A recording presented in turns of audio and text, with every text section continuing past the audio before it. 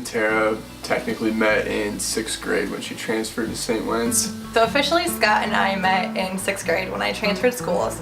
We started talking in junior high using MSN Messenger, and then when we actually started a relationship, it was at the very end of senior year. But we started hanging out, I would say, at our senior camp out, which was like 3 days before we graduated high school. We had a senior camp out. I had no intention of staying the night, pretty much. I was just going to drive home, and then towards the end of the night we were some of the last people up, and I was kind of running around with all my friends. It was out at High Velocity, and it rained the day before, so we were just like, my shoes were destroyed and muddy, and I needed somehow to get from inside High Velocity to my big old F-350 truck that I drove back then. She didn't have shoes on, and she needed to walk across like rocks or something, and so she asked me for a piggyback ride, and so I was like, sure. So I asked Scott for a piggyback ride, and sure enough, he said go for it. And I hopped on, he took me and got me some new shoes out of the back of my truck. And then I walked her over to the car so she could grab her coat or whatever, and then we pretty much stayed up all night that night, talked all night, hung out, and that's actually the night we had our first kiss as well. Then the night just kind of like went from there, and we were sitting by the bonfire, and then we ended up in a tent like with all of our friends hanging out, and that's just like kind of when everything started, I guess. My first impression of her, I always thought she was beautiful through high school. She was always kind of the girl in our class that I wanted to kind of get a chance with. I didn't really get that chance until later, like at the end of senior year when we first started talking that night at the camp out. So my first impression was obviously she was very beautiful, and she had a very bright future in front of her because she excels in everything she does pretty much, so that was huge for me. My first impression of Scott, well, officially, if you want to go back to 6th grade, we were doing like, I think like an art or math project or something, and he tried to impress me right after he got back from skiing, so he had these like big white rings around his eyes from his goggles or glasses or whatever, and he messed up and he was like, shit, not knowing that the teacher was right behind us. So he got sent to the hallway, got in trouble. So that was, you know, my first expression of Scott. It was kind of, you know, maybe he's a little rebel or whatever. But I would say just, I mean, he always was happy. Everyone always seemed to like to know him, and just fun hanging out with him, and I don't know, he was just always smiling, always fun to be around. He always was like the life of the party, so.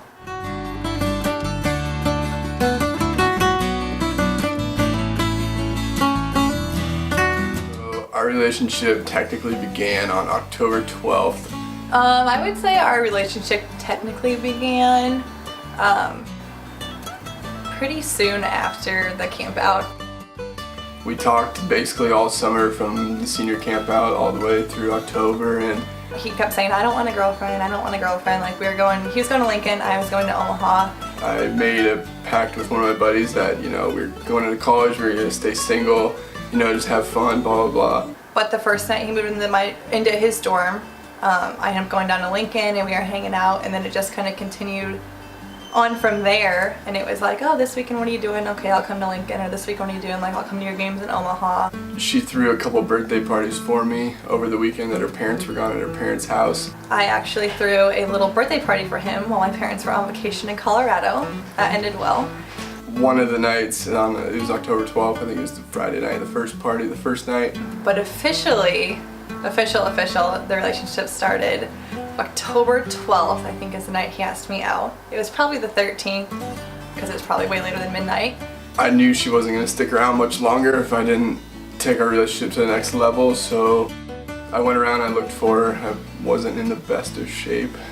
Tried to lean me up against the wall and like make it all romantic and kiss me and ask me out, and he ended up smoking my head on a thermostat. It didn't really work out. I ended up pushing her, or like, she hit her head against the thermostat on the wall, and so it was far from smooth. But I knew I had to recover quickly, so I kind of told her how I felt. I told her that, I actually told her that I loved her that night, and that I knew I wanted to be with her.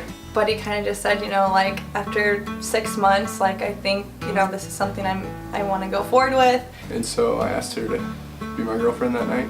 And he asked me out, and I said yes. And then he gave me a normal kiss and didn't smoke my head on the thermostat.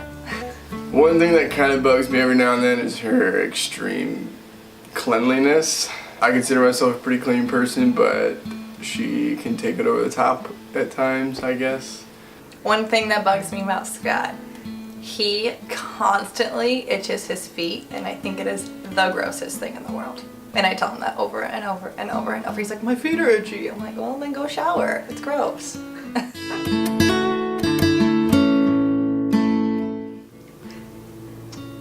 She can answer that one. No, I think I'm just more organized than him, we'll say. Do I wear the pants? Put that on there. Okay.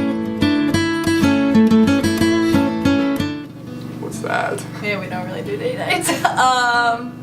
We like to go out to bars for beer and nachos. Yep, wings. And wings, yeah. And then for we sure. come home by about 9 o'clock on date nights. Yeah, pretty much. And go to bed. Or watch Netflix and go to bed. Those are our date nights. If I could pick one thing I love about Tara, it's the fact that she's so passionate in everything that she does, and she is the reason I am where I am today. She makes me want to be the best version of me because of how she exceeds and how she excels at everything she does. One thing I love about Scott is just how family oriented he is. We both are like always looking for things to do, and we're always looking to like involve our family or go out to hang out with his or go to grandma's or my parents' pool, you know, and hang out. I think like we really share that value is we always want to be involved with our families, doing things with our family. And yeah, that's what I love about him. I knew pretty early on that me and her were a really good fit, but if there was one specific thing that she kind of like criteria she needed to meet, you can ask any of my uncles or anything. We take a family vacation up to Minnesota every single year to kind of a rough kind of resort, off the grid kind of thing. There's no TVs, there's electricity, I guess, but there's no air conditioning.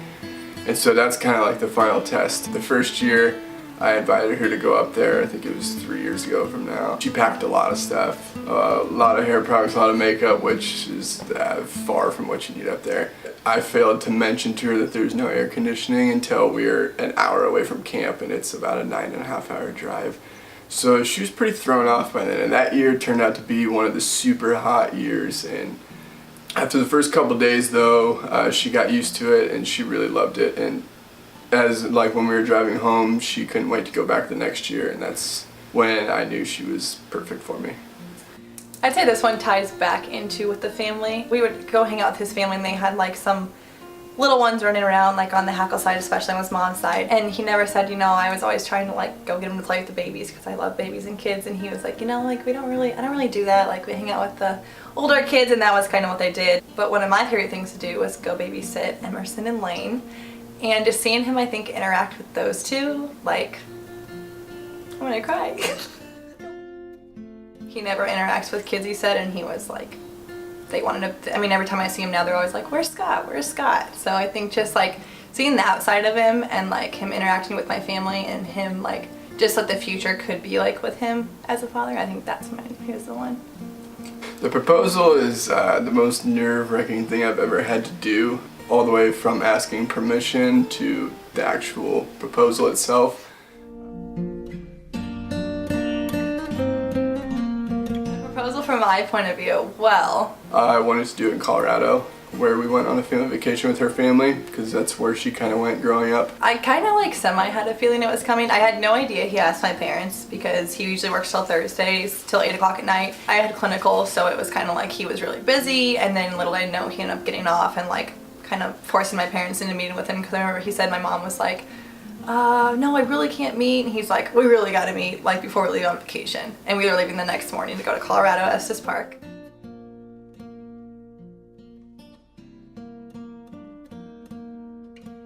I remember it was pretty hard to meet with Pat and Suze because it was such a last minute thing. And so I met with Pat and Susie at Parker's barbecue in Ashland. I had 3 or 4 beers down pretty quick before I finally came up with the courage to ask. So we kind of like went through the first day. We were like jumping around, hiking rocks, and I was like, okay, like I thought maybe like I did my hair, did my makeup, and it like didn't happen. So I was like, oh, maybe it's not gonna happen here like I thought it would happen. So I think we got to the next day. Scott got up really, really early, which is not like him. I mean, it was like 7:30 and he was up on vacation. I think he was really nervous. And then I was getting like went and got ready, and like the whole time Mom's like, how are you wearing your hair? Like, are you gonna do your hair? And I was like, no, I'm gonna wear a hat. Like we're just going hiking around Bear Lake. I'm wearing a hat, legging, and she's like, what are you gonna wear earrings? And I was like, I don't know, like, or you're gonna do your makeup. And I was like, oh my God, like, just let me be comfortable, like, we're hiking.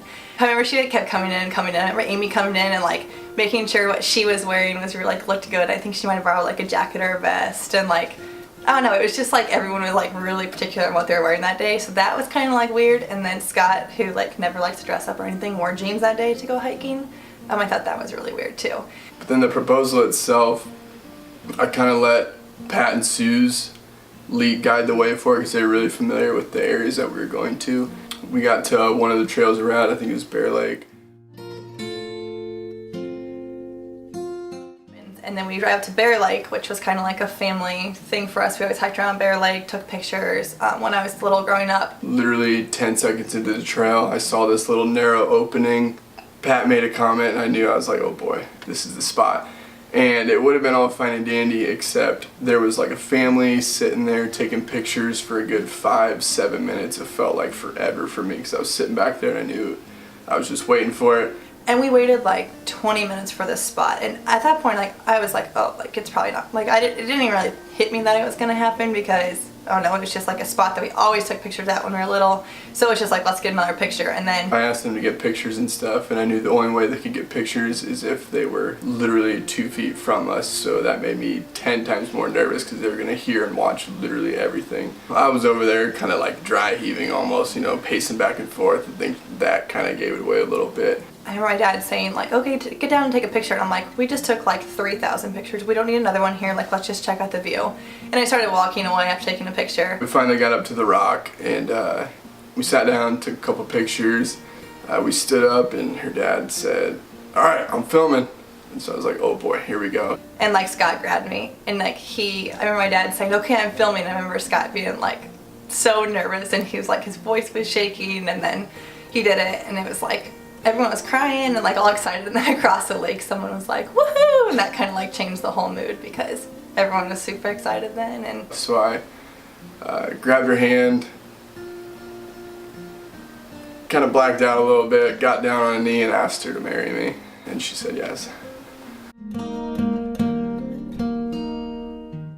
I don't know, the rest of the day was easy compared to that, I think, for Scott, so I think it was kind of just mellow from there on out. The thing I'm most excited for the wedding day, I think, is the first look. I think that's a pretty special moment that we can share and cherish together forever. There's no doubt in my mind that she's going to look absolutely beautiful. Other than that, the party bus would be pretty fun, I guess. I am most excited for probably the first look, if we decide to do one, because Scott has seen my dress. He actually picked it out, but he doesn't know which one I went with. Before I went wedding dress shopping, I said, hey, send me some ideas that you like of dresses, just so I could maybe pick something along the lines of something he liked. And that's actually the very first dress that he sent me. So I think that's what I'm excited for, because he knows that he's seen it, but he has no idea which one it is. So what's next for Scott and I think we'll stick around here for a little bit. We just started our jobs. We love it, both love them. We have a great house and everything like that. What's next for us? We're talking about doing maybe some travel nursing here in the next couple of years, which would be awesome. We get to see a lot of places, and then in the future, near future, we want to travel nurse. Places like Colorado, I know, so we can go skiing, and he wants to learn to snowboard. DC is somewhere I want to go. I really want to go to Alaska. I know he wants to go to Arizona to golf, so kind of just all over. Maybe get another dog, if we haven't already got one by now. Possibly starting a family a few years down the road. We're both on the same page with that. We both want 3 to 4 kids, I think, and we're both hoping for boys, for sure. I think if I could pick, ideally, I think I'd go with 4.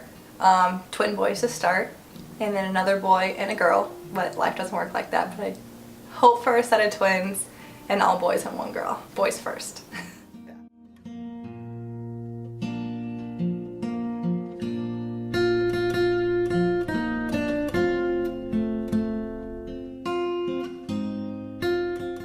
Tara, I love you. I know we've both been waiting for this day for a really long time, especially you. You've been very patient with me over the years, but it's finally here, and I can't wait to spend the rest of my life with you. I love you.